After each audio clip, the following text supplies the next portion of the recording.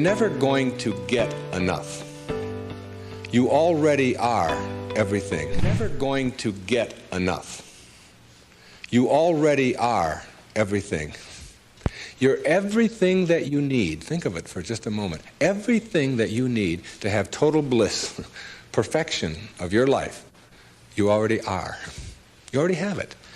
You came into this world with nothing. That's how you're going out. And the time that you have here, what you have is your uniqueness, your specialness, and you don't need anything else. Now think on this. If you don't know how to appreciate what you have and where you are in your life, you don't need anything else.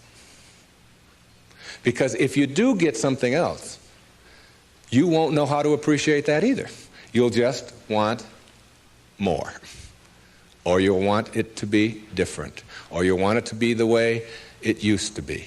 Or you'll want someone else to be the way you think they should be. Successful people or no-limit people or self-actualizing people or inner-directed people, whatever labels that have been put on them by great thinkers and philosophers and therapists and people that have looked at human beings, these kinds of people are people who always have enough.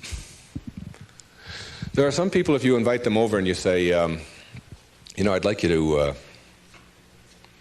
come over tonight, and I'd like you to stay over if you can, instead of having to drive back. And they'll say, well, can you stay? And I say, well, I don't know if I can stay or not.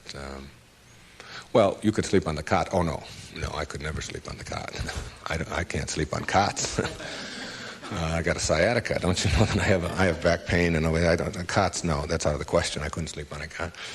And what about breakfast? Well, we don't have any food, but we have some old grapefruit that are in the refrigerator. They have a few spots on them. Oh, no, I could never eat grapefruit. And spots? No, thanks. I can't eat grapefruit spots. I just couldn't do that. You know. And these are people who never have enough. They are not able to be flexible and to change. And there are other people, if you say, would you like to sleep over? We got a place in the sewer. Hey, that'd be great. I can handle that. No problem. I slept there before. It's all right. And all we have is grapefruit. Oh, I love grapefruit. Well, there's got spots on them. Oh, I really like grapefruit spots. Those are terrific. I'll go for those. There are some people who can handle anything, not because their circumstances are different.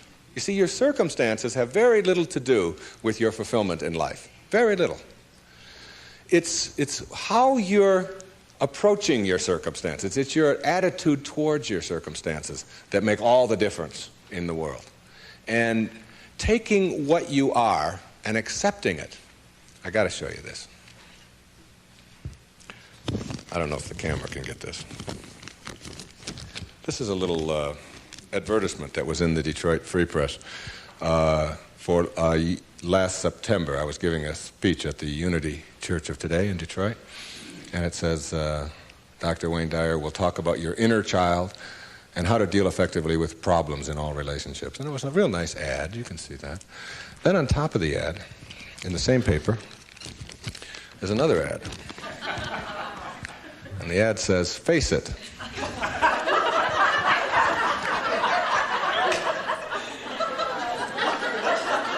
Right on top of my ad, there's no hiding from hair loss.